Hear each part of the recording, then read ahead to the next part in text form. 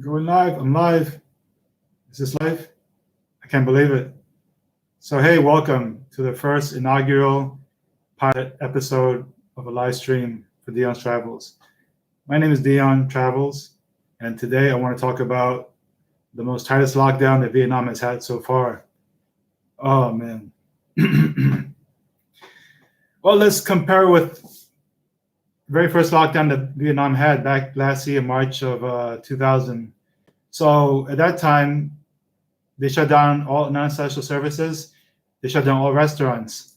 So everyone had to stay home. The only difference was, I don't remember we had takeaway either, but I do remember that we can get food from supermarkets and the open outdoor markets. So that made it easy. Just go stroll down to the open market, pick up what you want within like 5 minutes, take it back home and cook. Now this new lockdown is a different story, different case. They not only shut down all essential services, they shut down all restaurants and they banned all takeaway food services. Also, all bakeries are closed, so you can't get your precious egg tarts. But not only that, they also banned all outdoor markets. So now they force everyone to go into indoor supermarkets just to get food, just to buy groceries and stuff, take back home and cook.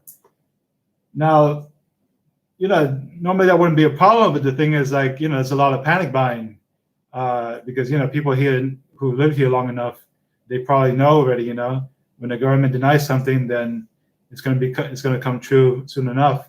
And that's exactly what happened. So if you go to any supermarket now, that's a big line, about 1 to 2 hours just to get in because they're doing the whole social distancing thing. But yet, when people go to the register, there's no social distancing there, and people are packing things up, like 2 or 3 carts at a time. Only thing I'm wondering is, how do they take it home? If they're on a motorbike, how do you take 2 carts full of food home, I want to see that. I want to see that, get that on video, that'd be interesting to see. But not only that, if you go to the mini mart, that's like a huge line, and the one nearby me, they only allow 3 people at a time. And so, some people, they go in and they like to take the time to shop, and then you got to wait outside for maybe, I don't know, a good 20, 30 minutes. I don't know, for some reason, I just don't want to wait in line for food.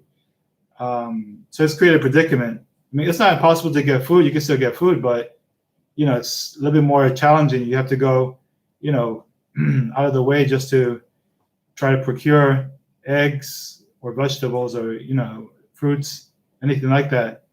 So that's the weird thing about this lockdown. It's really not only convenient, but I don't know how realistic it is. And also reading reading comments from Vietnamese people on these public forums. A lot of them said that they live in hotels where they don't have kitchens and they're not allowed to cook. So, these people buy produce and stuff. How are they going to cook? That creates another situation. And also some people said that some people live far away from supermarkets because usually supermarkets are located within central areas. So people on the outskirts of that, how are they going to get, how are they going to get to the supermarkets? And also another thing that's happened is the price of food has gone up since, this whole hoarding thing has happened. So that's another concerning thing. How are local citizens going to afford, just to buy basic necessities? That's something that didn't have any foresight into. I'm not going to say who, but you guys know who I'm talking about, who didn't have foresight. Yeah. When they announced this whole, ban on takeaway food and closing restaurants, they only gave people about 1 day, just, 1 day's notice. That's it. All restaurants had 1 day's notice. So a lot of restaurants, what they had to do is they had to have 3-for-1 deals, try to sell as much off as possible that would perish, and then try to put the rest in maybe a freezer or something. But yeah, it's been really challenging, having to stay home all the time and having to cook, all the meals, and then work at the same time because I work from home. So yeah, that's challenging. Oh, if this is your first time here, my name is Dion. I am a digital nomad / expat. I currently live in Ho Chi Minh City, Saigon, in the country of Vietnam. And so, what do? I make videos, usually make videos about travel adventures, videos about digital nomad expat lifestyle, and I also provide mentorship and coaching for people who want to become, who want to expatriate, or who want to, start a freelancing lifestyle, or want to do stuff with their financing in order to prepare to become to leave, whatever country they're in. Usually, I deal with people from the U.S. and sometimes some people from England. So yeah, that's introduction about me. So with that introduction out of the way, and the introduction about the current situation with all the pandemic lockdowns here, cases have been going up daily. First, it started double digits, but now just this last week, because it's gone in phases, these lockdowns, right? So since the end of April until now, with each lockdown that the government has implemented, the number of cases have exponentially gone up, like wildfire. So I hate to say it, but we're kind of at the point of no return here. So obviously, what the government is going to do is they're going to impose these lockdowns in order to try to slow down the spread, because obviously hospitals, they are getting, overfilled, because what happens is they have these what's the word, these labels, F1, F2, F3. So F1, F0, I mean, so F0, F1, and then maybe F2. F0 is patient zero. This is the person who supposedly originally had the coronavirus. Then F1, F2 are potential people that person may have come in contact with. So what they're doing is, all these categories of people, they are putting them in quarantine. But the F0, the zero patients, they are, whether they have signs or no signs, they are putting them in field hospitals just as preventative measures. So obviously, space is going to run out because you're putting people with no symptoms, in the hospital, taking away beds from people who might have symptoms. So that's one of the reasons why, governments usually do, all these quarantines in order to try to slow down the spread. Now, now the vaccine rollout.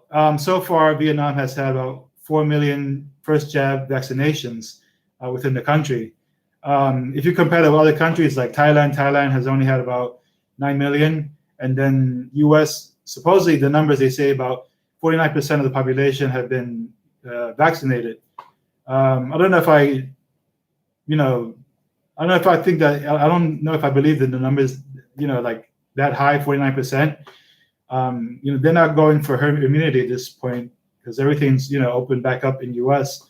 But the situation here in Vietnam, only 4 million have been, vaccinated with the first jab, and maybe about 250,000 have had, 2 jabs, fully vaccinated. And so the thing about that, looking at Wikipedia for the statistics, they didn't start receiving their first shipments of vaccines until this last April, May. Yeah, about roughly April, May. Well, end of April, early May. So that's when they started doing the whole vaccine rollout. But obviously, supplies are very limited. Countries like India, they've had, their thing happen, and so they stopped exporting vaccines. So that has created a global shortage. And then the majority of the vaccines that have come into Vietnam have been donations from Japan, U.S., Australia, and also China. China sent about, I want to say 500,000 Sinovac vaccines, with the note that this is primarily for overseas Chinese people in Vietnam, and then the rest going however the government wants to distribute it. So yeah, the rollout has just started. In Thailand, it's a similar situation. They got their first shipments back in February this year. A lot of people have been complaining. They're saying, why didn't they do anything last year? Well, if you think about it, these new vaccines have only been out, not that long. I want to say maybe November, December, they got FDA approval. And so they've only been out for a short time. So obviously, since this only came out, November, December 2020, we're only in 2021, halfway into it. Of course, we're we are at the phase that we are at right now. So, you know, there's two ways that I can see that we will come out of this. I've been looking at data simulations and models, like one that the Washington Post created about, you know, how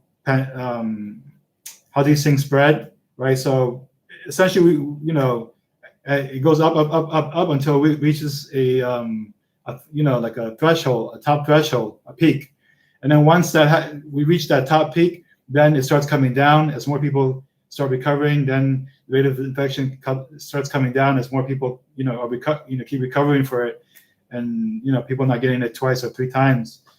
So, you know, right now the rate that daily infections are, you know, happening, that's not going to happen anytime soon. We're not going to reach a peak anytime soon. You know, even with the exponential factor, I don't see it reaching peak anytime soon. Even if you look at Indonesia, that's a country with about 250 million people, you know, almost as big as US in terms of population volume, and their daily rate is about 40,000 daily infections. So within a week, what is that? Let me do the math. A week, that's 280,000, and then times 52 weeks, so 1 year. 1 second. Times 7 times 52. That's only about 14.5 million. With you know, just like a flat number. But obviously, you know, even if we count it exponentially, say with a factor of 5, it's about 72.8 million infected within 1 year, and the population is 280 million. So let me see, 280 million, 280 divided by 2, 140. Doesn't even reach 50% rate right there. So, you know, these things take time. So only way I can see anything happening is, you know, they roll out enough vaccines to get, you know, a big chunk of people inoculated. But the problem with that is that I don't see them getting 70%, you know, 70% of the population vaccinated. Even 50% is a tall order. I mean, they've only ordered 30 million doses of AstraZeneca. Now, they said doses, they didn't say vials, because each vial of AstraZeneca has between 8 to 10 doses. The all the articles I said just read as 30 million. So, you know, in the country with a population of about 90 to 100 million, you know, 30 million is just a small amount. That's only one jabs. That's not two jabs, right? If that's two jabs, that's only 50 million. So, yeah, it's going to be a long road. That's my prediction. A lot of people, you know, originally predicted fourth quarter things were going to open back up to tourism. Well, you know, that's not going to happen. Obviously, it's going to be another at least 1 year, you know, at the most, before things will maybe start opening up. I mean, now they are having these vaccine passport programs. They opened one up in Quang Ninh. I think it's Quang Ninh province, up there northwest of Vietnam, where they have Hai Phong and Ha Long Bay, which is 2.5 hours drive from Hanoi. So that's opened up. It's like a 2-week sandbox thing. I think 2 weeks quarantine. You come in, and then after they can go wherever you want. And then they're looking at Phu Quoc. So Phu Quoc is an island. It's near off the coast of Cambodia, but it's owned by Vietnam. And so they're looking at a sandbox program, just like Phuket in Thailand has. So I read an article that says that they're planning, you know, to allocate about 100,000 vaccines towards vaccinating the residents of that, you know, island in order to prepare for these programs. So I think, you know, in the meantime, this is the only option that they have while everything is within a state of emergency. Just having like these vaccine passports. Whether I agree with them or not, you know, doesn't matter, because at the end of the day, it's the government that mandates these things. And so all we can do is sit down and wait and see, you know, what's going to happen. I was looking at the numbers of Thailand. You know, it seems kind of low. Like, it says they've only had about almost 400,000 cases so far. And then most of them have recovered. but in a country of about 60 million, that's pretty low, you know. And so far, they've done about 9 million. 9 million have had first jabs. So I mean, they're not doing too bad with the rollout. You know, I mean, a lot of people getting impatient. I can understand that, but they are moving forward with their vaccine sandbox programs. The Phuket one is open. They have one in Koh Samui, which just opened yesterday, and then they are eyeing other ones in other provinces around the country. So yeah, I mean, India has been ravaged the biggest. I haven't looked at all the numbers though, but that is a country of more than 1 billion, and yeah, I mean, it's just going to take time. And so, I was looking at my options. Potentially, what could I do if I wanted to, leave? Like one option is like, okay, I leave, go back to the States, maybe, go see my family, and then maybe hightail it to Mexico, just because right now I have my friend Mike. He was in Colombia, but now Colombia is not renewing tourist visas, so he has to leave, and he's heading to Mexico. So that would be a cool place to hang out, until the end of the year, celebrate another Halloween there in Mexico.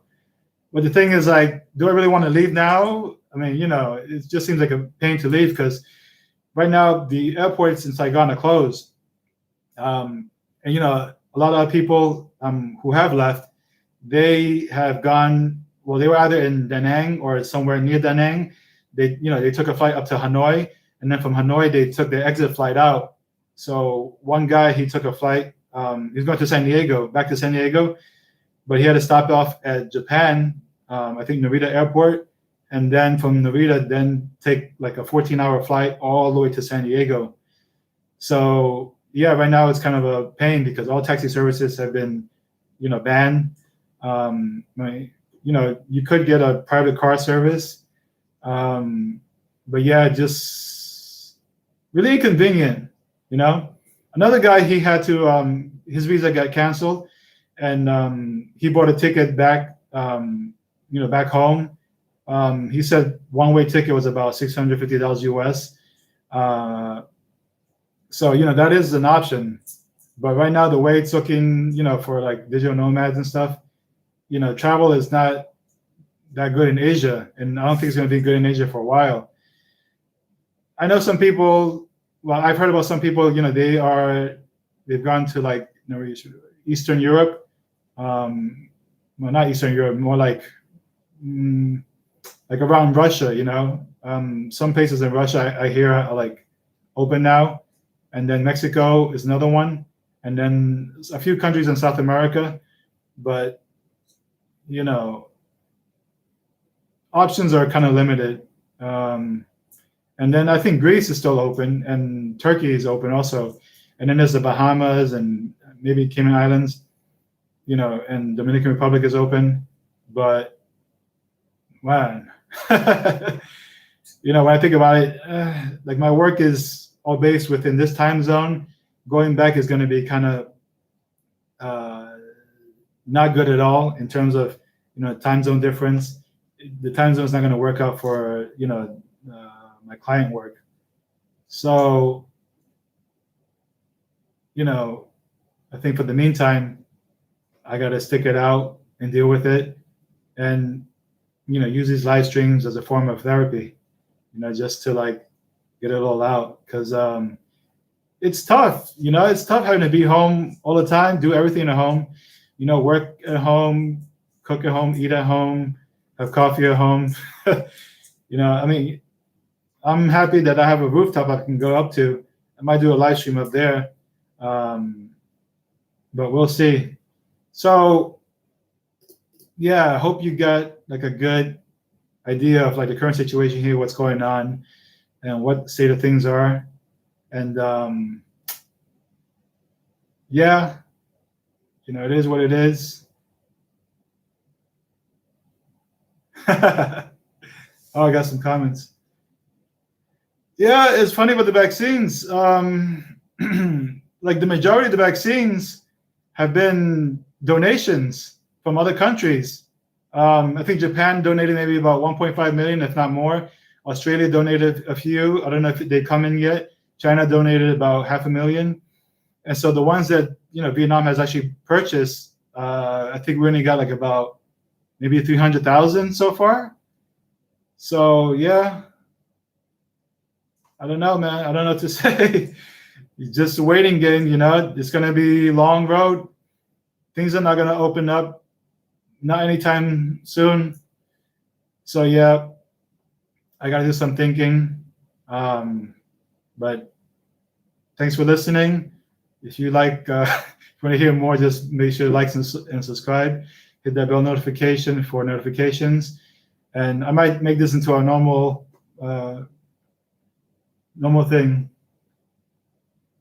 Oh, thank you. Yeah, so like I might do this as a bi-weekly thing. So every other week, live stream. And in the weeks in between, normal video, normal pre-recorded video. So stay safe, stay strong. We will get through this. You just got to give us some time. And until next time, peace.